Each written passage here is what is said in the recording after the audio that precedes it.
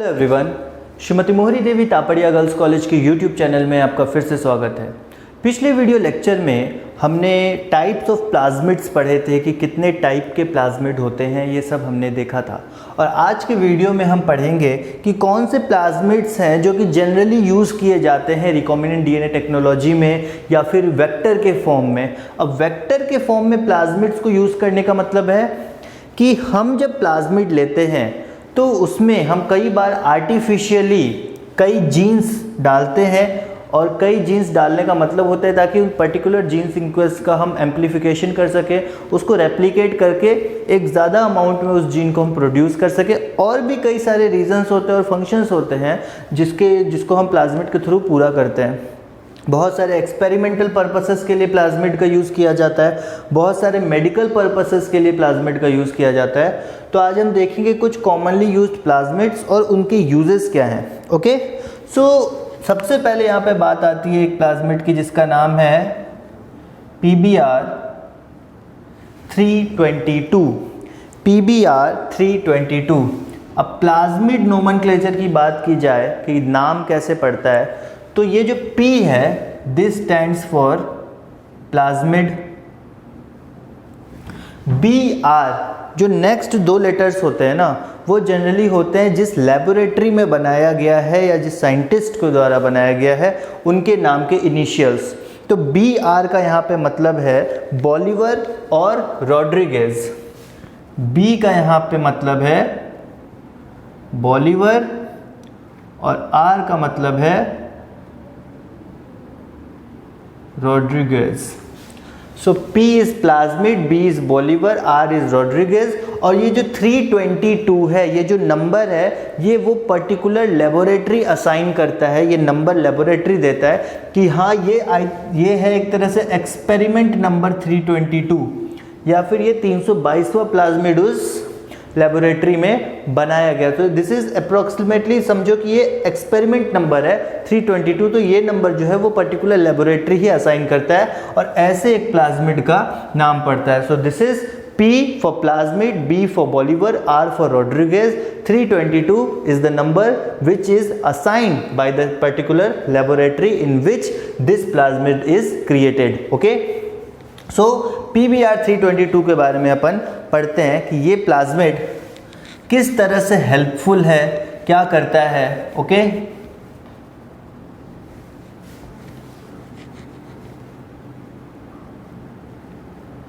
अब एक चीज़, प्लाज्मिड जो हम पढ़ रहे हैं, तो हमने बेसिक प्लाज्मिड्स पढ़े कि बैक्टीरिया में कौन से प्लाज्मिड्स होते हैं, कैसे होते हैं, क्या फंक्शन परफॉर्म करते हैं। कई बार वो पैथोजेनिक होते हैं, कई बार नॉन पैथोजेनिक होते हैं, कई बार किसी चीज़ के लिए रेसिस्टेंस होते हैं, कई बार किसी चीज़ को डिग्रेड कर सकते हैं। अलग अलग टाइप के प्लाज्मिड्स के बारे में हमने पढ़ा। अब जब हम आर्टिफिशियल प्लाज्मिड के बारे में बात करते हैं, आर्टिफिशियल प्लाज्मिड के बारे में बात करते हैं, तो हम वहाँ पे उसका मेन जो मोटिव होता है वो ये होता है कि उस पर्टिकुलर प्लाज्मिड को हम रेप्लिकेट कराएं। अब आपको पता होगा कि हमने ये डिस्कशन किया था कि प्लाज्मिड में MCS साइट्स होते हैं, मल्टीपल क्लोनिंग साइट्स होते हैं। मल्टीपल क्लोनिंग साइट्स में हम एक जीन ऑफ इंटरेस्ट, मान लो कि एक पर्टिकुलर हमारे पास जीन का सीक्वेंस है, ये यहाँ से लेकर यहाँ एक जीन का सीक्वेंस है। ओके, और ये कोई भी सीक्वेंस हो सकता है।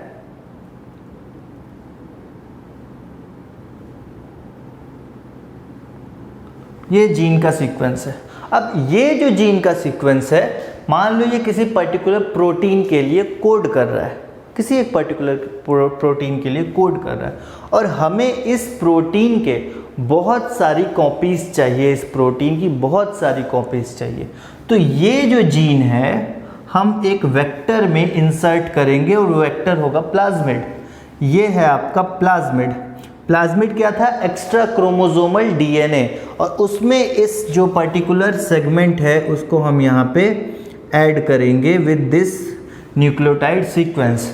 अब इसको हम ऐड करेंगे तो यहाँ पे रेप्लिकेशन स्टार्ट होके ऐसे ही रेप्लिकेशन होते होते ऐसे जो जीन है जो आपने डाला है उसकी मल्टीपल कॉपीज़ बनती जाएंगी बैक्टीरियल सेल में, और हमें वही चाहिए। हमें एम्प्लीफिकेशन कराना है उस पर्टिकुलर सीक्वेंस का, तो हम एम्प्लीफिकेशन कैसे कराएंगे? रेप्लिकेट करवा के। और आपको पता है प्लाज्मिड जो है वो इंडिपेंडेंट होता है, सेल्फ रेप्लिकेटिंग होता है, इसलिए हम प्लाज्मिड का उपयोग करते हैं इस टाइप के प्रोसेसेस के लिए और इस टाइप के रेप्लिकेशन या एम्प्लीफिकेशन के लिए, किसी पर्टिकुलर स्ट्रैंड का, किसी पर्टिकुलर जीन, किसी पर्टिकुलर प्रोटीन का। ओके, PBr 322 के बारे में अपन देखते हैं। PBr 322 नाम कैसे आया ये तो आपको पता चल गया। उसके बाद कि it is a commonly used plasmid जो कि ई कोलाई में अपन क्लोनिंग वेक्टर के तौर पे यूज़ करते हैं। Commonly used plasmid,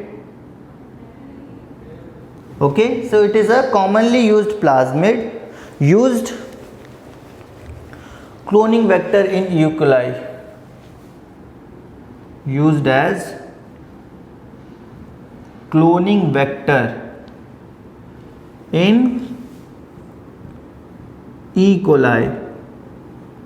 E. coli में एज एन क्लोनिंग वेक्टर ये जा सकता है। किसी चीज़ को क्लोन कराना है उसके लिए वेक्टर चाहिए, वो वेक्टर क्या होगा? आपका प्लाज्मिड होगा, और वो किसी ई कोलाई बैक्टीरियल सेल में हम डालेंगे तो वहाँ पे रेप्लिकेट या क्लोन करने का काम करेगा। आगे चलते हैं। यहाँ पे PBr 322 में कुछ रेसिस्टेंट साइट होती है जो कि एम्पिसिलिन और टेट्रासाइक्लिन के लिए रेसिस्टेंट होती है। PBr 322 contains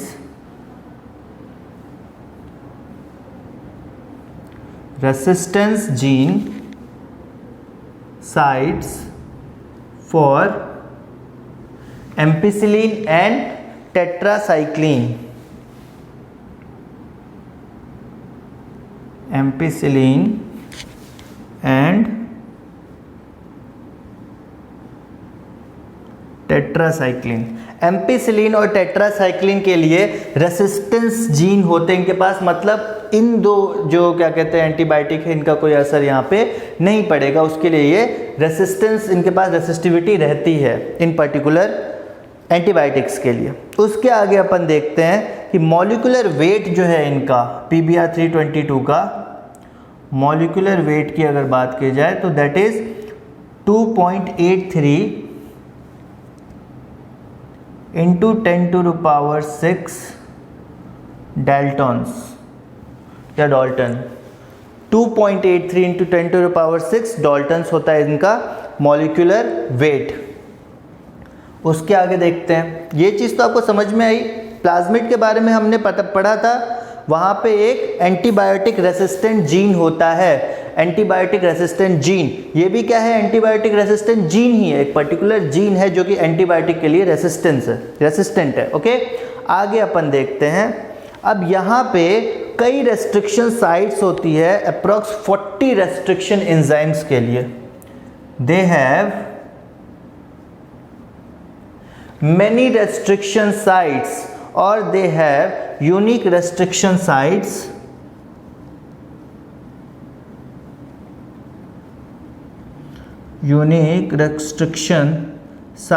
for approx 40, more than 40 restriction enzymes।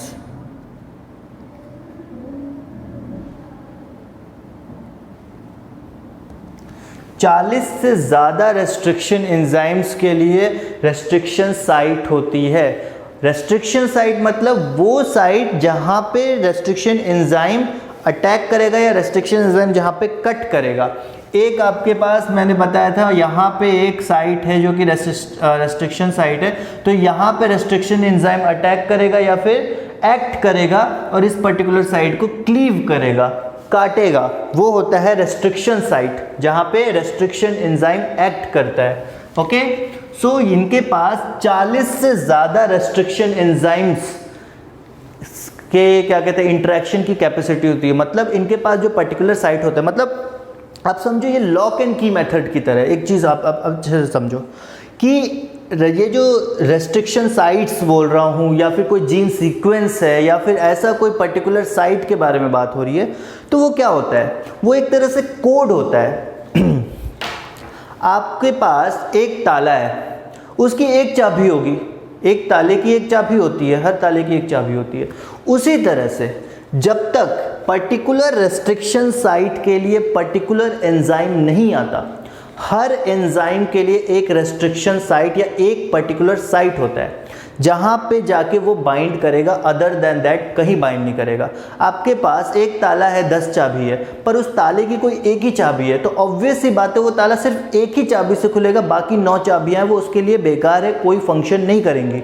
उसी तरह से एक रेस्ट्रिक्शन साइट है, अगर वो किसी पर्टिकुलर रेस्ट्रिक्शन एंजाइम के लिए है, मान लो BAMH1 के लिए है रेस्ट्रिक्शन साइट, तो BAMH1 के अलावा कोई भी रेस्ट्रिक्शन एंजाइम आएगा वो इस पर्टिकुलर स्टैंड पे एक्ट नहीं कर पाएगा और इस पर्टिकुलर स्टैंड को क्लीव या कट नहीं कर पाएगा। ओके, तो ये चीज़ समझ में आई कि जिस भी एंजाइम का रेस्ट्रिक्शन साइट है, जिस भी एंजाइम के कॉम्प्लीमेंट के लिए साइट है, वहाँ पे वही एंजाइम, वही रेस्ट्रिक्शन एंजाइम वहाँ पे एक्ट कर पाएगा, अदर देन दैट कोई भी अदर मॉलिक्यूल वहाँ पे एक्ट नहीं कर पाएगा। ओके, आगे अपन बढ़ते हैं।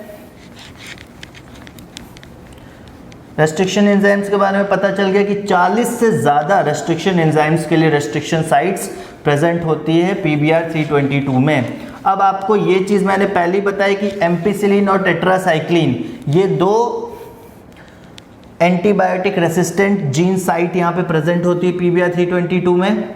तो अब यहाँ पे एम्पिसिलिन और टेट्रासाइक्लिन जो है उसमें से 11 रेस्ट्रिक्शन साइट्स जो मैंने अभी बताई कि 40 रेस्ट्रिक्शन साइट होती है अप्रॉक्स, उन 40 में से अप्रॉक्स 11 रेस्ट्रिक्शन साइट्स जो है वो टेट्रासाइक्लिन रेसिस्टेंट जीन पे होती है। 11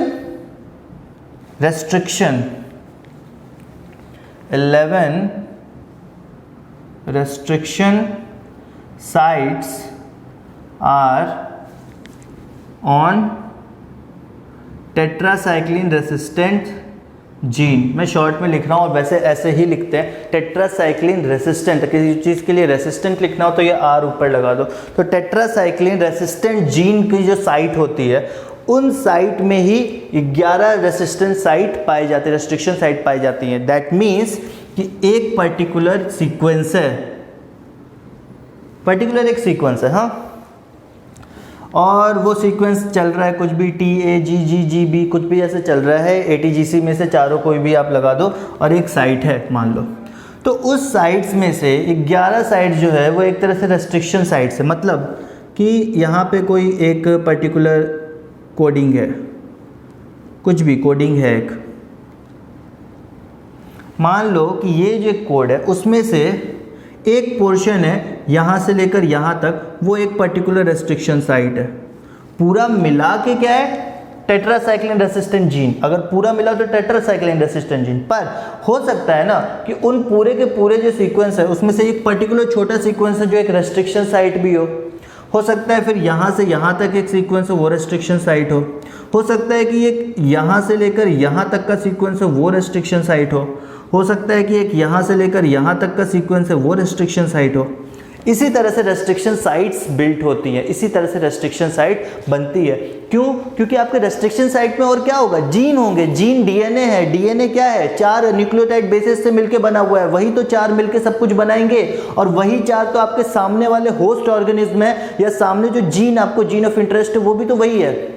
तो हर चीज जब वो 4 न्यूक्लियोटाइड बेस पेयर से मिलके बना हुआ है तो यही ATGC यही तो आएंगे। इसी का तो कॉम्प्लीमेंट्री ढूंढना है अपन को, इसका जो कॉम्प्लीमेंट्री होगा वही आके अटैच करेगा और वही जाके यहाँ पे बाइंड करेगा और आगे फर्दर प्रोसेस करेगा। ओके, तो ये चीज समझ में आ रही है कि रेस्ट्रिक्शन साइट कैसे आते हैं, रेस्ट्रिक्शन साइट किन्हें हम बोल रहे हैं, क्या होता है रेस्ट्रिक्शन साइट, ये समझ में आ रहा है।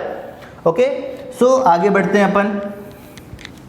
11 रेस्ट्रिक्शन साइट्स जो है वो टेट्रासाइक्लिन रेसिस्टेंट जीन का जो सीक्वेंस है वहां पे पाई जाएगी, और 6 रेस्ट्रिक्शन साइट्स पाई जाएगी एम्पिसिलिन रेसिस्टेंट जीन में। 6 restriction sites are on ampicillin resistant gene. Ampicillin resistant gene में 6 रेस्ट्रिक्शन साइट पाई जाएगी और जो अदर देन दैट इन 17 के अलावा जो बाकी के बच गए अप्रॉक्स 23 के आसपास, वो सब अपना एक अलग रेस्ट्रिक्शन साइट उनका रहेगा। ओके, नेक्स्ट अपन देखते हैं PBR 322 आपका कंप्लीट हो गया। इतना रेस्ट्रिक्शन साइट हमेशा याद रखना कि टेट्रासाइक्लिन रेसिस्टेंट जीन जो होगा वहां पे अप्रॉक्स 11 रेस्ट्रिक्शन साइट्स पाई जाएंगी जो कि रेस्ट्रिक्शन एंजाइम के लिए एक्ट करने के लिए रेस्ट्रिक्शन साइट्स होंगी, और 6 रेस्ट्रिक्शन साइट्स पाई जाएंगी एम्पिसिलिन रेसिस्टेंट जीन के पर्टिकुलर जीन सीक्वेंस पे। आगे बढ़ते हैं अपन। PBR 322 यहाँ ख़त्म हो गया। नेक्स्ट जो आपका प्लाज्मिड है, commonly use plasmid, that is PUC।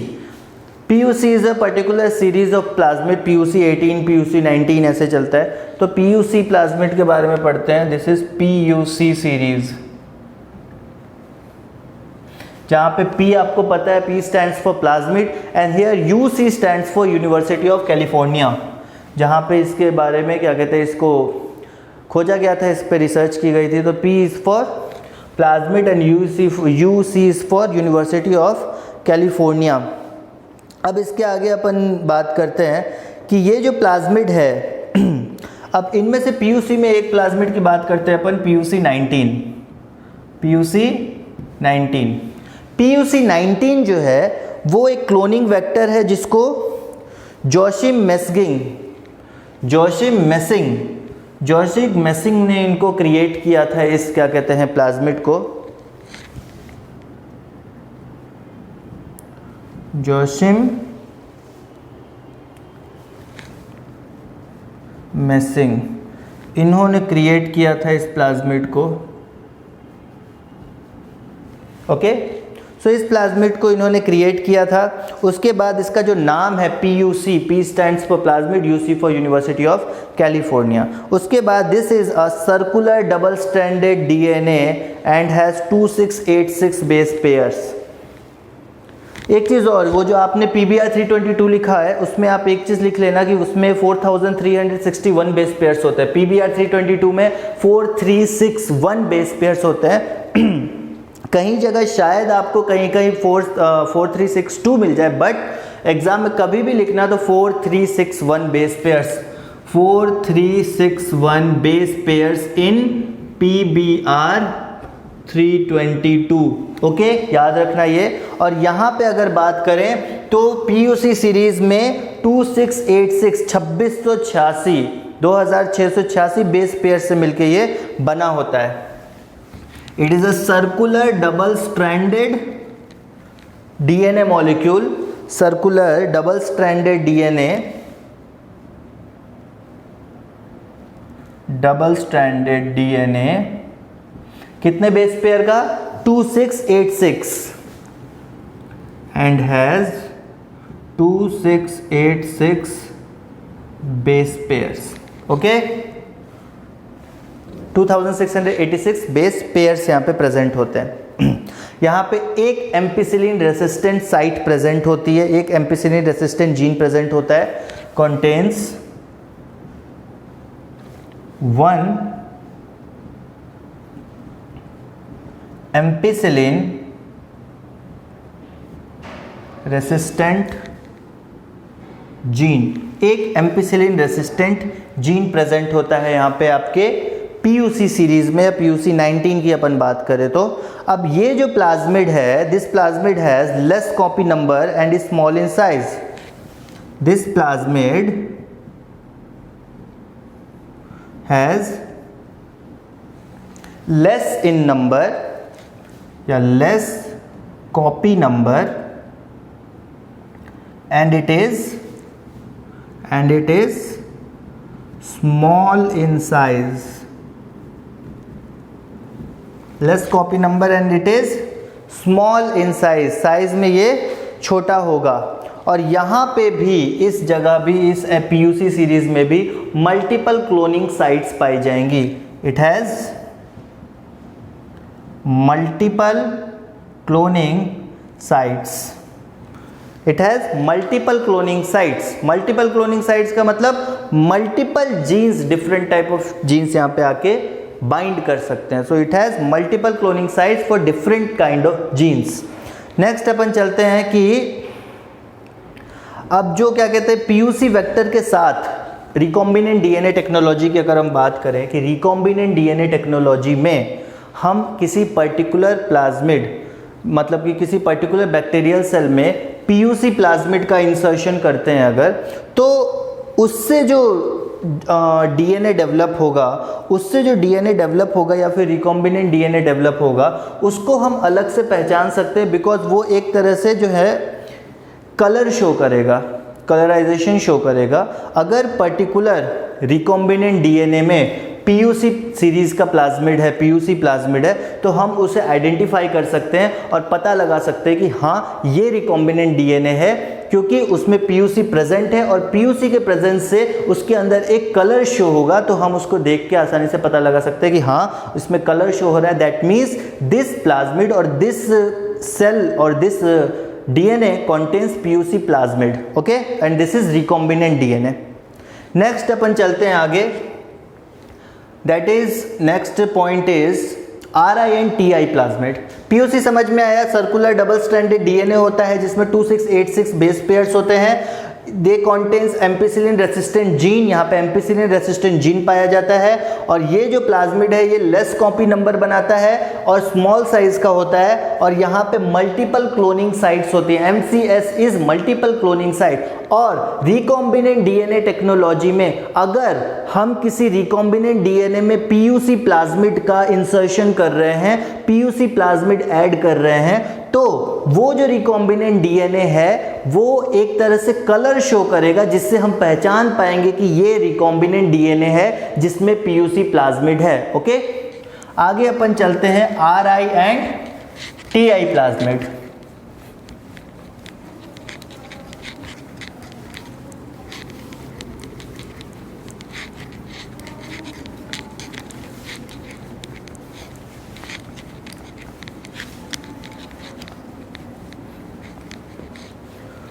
Next is RI and TI plasmid. RI और TI प्लाज्मिड के बारे में बात करते हैं। अब RI जो प्लाज्मिड है वो होता है root inducing plasmid. Root inducing plasmid, ये दोनों जो प्लाज्मिड है एक तरह से विरुलेंस प्लाज्मिड है। जो मैंने पिछले वीडियो में बताया था, विरुलेंस प्लाज्मिड वो प्लाज्मिड जो कि पैथोजेनिक बनाते हैं एक पर्टिकुलर बैक्टीरिया को, तो ये भी वैसे प्लाज्मिड है जो पैथोजेनिक बनाएंगे बैक्टीरिया को। मतलब कि ये जो बैक्टीरियाज होंगे या जो इस प्लाज्मिड कंटेन करने वाले जो बैक्टीरिया होंगे वो बीमारी फैलाएंगे किसी न किसी प्रकार की। तो जो रूट इंड्यूसिंग प्लाज्मिड है is the cause of hairy root formation on dicotyledonous plants, is the cause for hairy root formation, hairy root formation in dicotyledonous on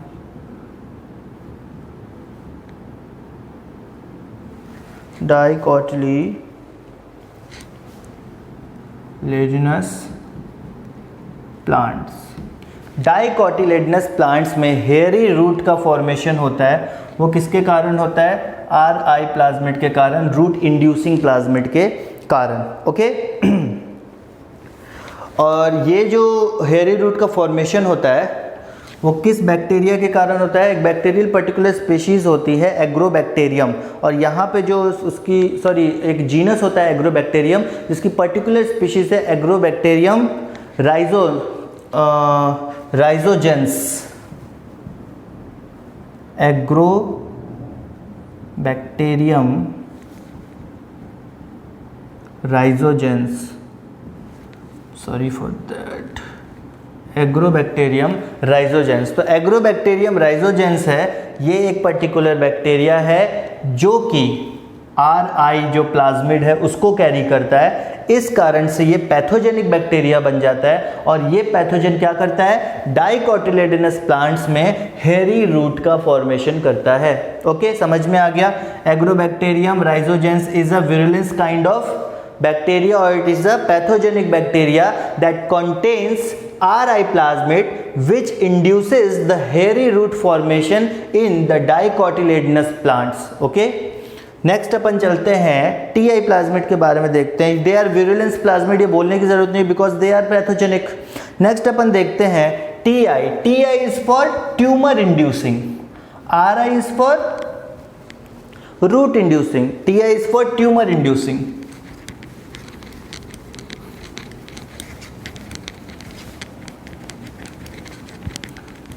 So now tumor inducing plasmid. Tumor inducing plasmid. Tumor inducing plasmid is a plasmid found in pathogenic species of agrobacterium like Agrobacterium tumefaciens. Agrobacterium tumefaciens एक pathogenic strain है bacteria के, एक particular bacteria का type है Agrobacterium tumefaciens, उसमें ये TI plasmid पाया जाता है। और ये सारे के सारे found in Agrobacterium tumefaciens. Agrobacterium tumefaciens ये जो है ये भी एक तरह से पैथोजेनिक बैक्टीरिया है, चूंकि इसमें TI प्लाज्मिड है। बैक्टीरिया पैथोजेनिक नॉन पैथोजेनिक नहीं है, यहाँ पे उस प्लाज्मिड के कारण, चूंकि इस प्लाज्मिड में एक विरुलेंस प्लाज्मिड है, ये एक विरुलेंस प्लाज्मिड मतलब ये प्लाज्मिड है जो कि इस पर्टिकुलर बैक्टीरिया को पैथोजेनिक बना देता है। अगर इसमें से प्लाज्मिड निकाल दिया जाए तो ये पैथोजेनिक नहीं रहेगा। Okay, so they all are potential vectors in cloning in higher plants. They all are potential vectors, they all are potential vectors, they all are potential vectors in cloning in higher plants. Higher plants में ये sales में bacteria जाके replicate कर सकते हैं, clone कर सकते हैं। So they are very capable, they are very potential to clone inside the plants, inside the higher plants. So these are some specific basic plasmids that are used in recombinant DNA technology, and that are basically, some of them are pathogenic, some of them are non-pathogenic, and they basically use in the amplification of a special type of gene or in the recombinant DNA technology for their so many type of things, for medical purposes and for scientific purpose, for research purpose. Okay, so now moving on, अब हम पढ़ेंगे applications of plasmid. Applications मतलब uses of plasmid. Plasmid तो artificially भी manufacture किया जाता है, बनाया जाता है। So we will talk about applications of plasmid. Plasmid के एप्लीकेशंस, एप्लीकेशन की बात करें क्या क्या यूज होते हैं, तो they are mainly use as cloning vectors, mainly use as cloning vectors, mainly use as cloning vectors. Cloning vectors के तौर पे इनको यूज किया जाता है क्लोन करने के लिए। They are important tool in genetic engineering. Genetic engineering का बहुत इंपॉर्टेंट टूल है प्लाज्मिड, क्योंकि प्लाज्मिड नहीं रहेगा तो हम जीन का इंसर्शन कैसे करेंगे। जीन को एक मतलब हमें तो जो जीन है उसको रेप्लिकेट कराना है ना, एक लिविंग बॉडी के अंदर रेप्लिकेट कराना है, उसके लिए एक वेक्टर का होना ज़रूरी है, एक कैरियर का होना ज़रूरी है। वो कैरियर आपका प्लाज्मिड है, इसलिए प्लाज्मिड जेनेटिक इंजीनियरिंग के पॉइंट ऑफ व्यू से भी बहुत ज़्यादा ज़रूरी है, स्पेशली रिकॉम्बिनेंट डीएनए टेक्नोलॉजी में। Okay, they are also useful in protein production, also useful in protein production, they are also useful in protein production. जब किसी भी पर्टिकुलर प्रोटीन का मास प्रोडक्शन करना है, एक ज़्यादा अमाउंट में कोई प्रोटीन हमें चाहिए, उसके लिए हम प्लाज्मिड का इस्तेमाल करते हैं ताकि उस पर्टिकुलर प्रोटीन का जो सीक्वेंस है, जीन का सीक्वेंस है, उसको हम किसी पर्टिकुलर सेल में डाल के एम्पलीफाई करवा सके, रेप्लिकेट करवा सके बहुत ज़्यादा अमाउंट में। ओके, उसके बाद अपन देखते हैं कि जीन थेरेपी में भी बहुत यूज़ किया जाता है इस प्लाज्मिड को, use in gene therapy and have been use to create genetic disease models. Use in gene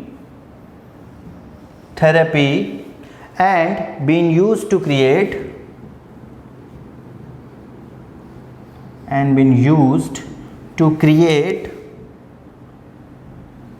genetic disease model.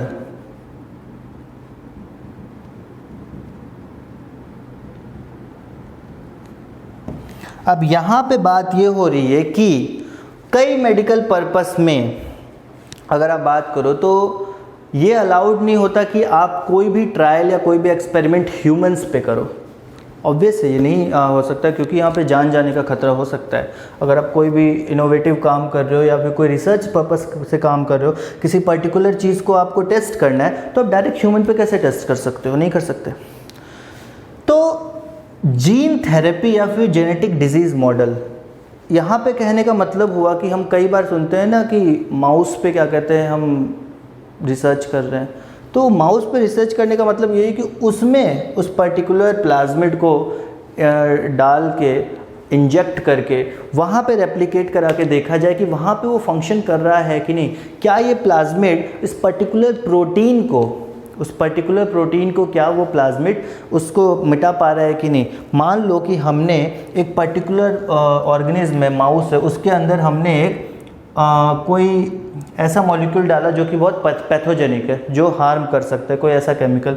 उसके बाद हमने एक प्लाज्मिड डाला एक पर्टिकुलर जीन सीक्वेंस से, उस जीन सीक्वेंस है वो किसी पर्टिकुलर प्रोटीन का है, किसी पर्टिकुलर प्रोटीन के लिए कोड करता है, और हमें ऐसा लग रहा है, ये this is not confirm, but हमें ऐसा लगता है कि ये जो प्रोटीन कैरी कर रहा है, ये जो प्लाज्मिड है जिस प्रोटीन का सीक्वेंस कैरी कर रहा है, अगर ये एम्पलीफाई हो तो इस पर्टिकुलर जो पैथोजन है इसको किल कर देगा।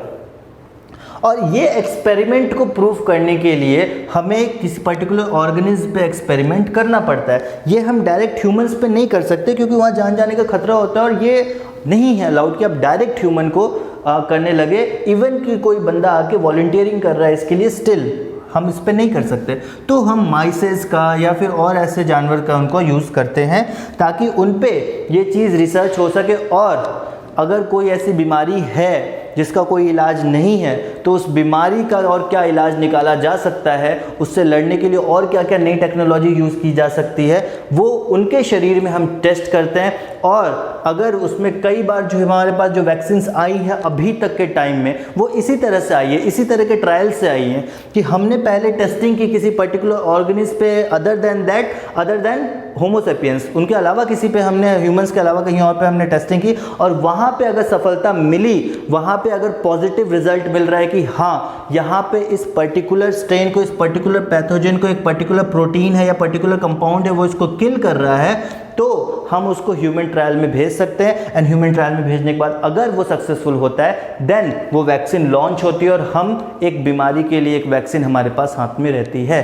तो ये पर्टिकुलर पूरा कॉन्सेप्ट है आपके रिकॉम्बिनेंट डीएनए टेक्नोलॉजी का, प्लाज्मिड का, कि कैसे प्लाज्मिड रिकॉम्बिनेंट डीएनए टेक्नोलॉजी में हेल्पफुल होता है, और हमें कई सारी चीज़ों के लिए प्लाज्मिड की ज़रूरत है ताकि हम अपने साइंस और अपनी टेक्नोलॉजी को आगे बढ़ा सकें। एंड बहुत सारी डिजीज़ेस, बहुत सारे प्रोटीन्स, बहुत सारी चीज़ें हैं जिसको बनाने में या जिसके बारे में रिसर्च करने में हमें ये बहुत ज़्यादा हेल्पफुल होते हैं। So it is a tool for the genetic engineering and it is a very very important tool for the genetic engineering. Okay, so this was the basic applications of plasmid.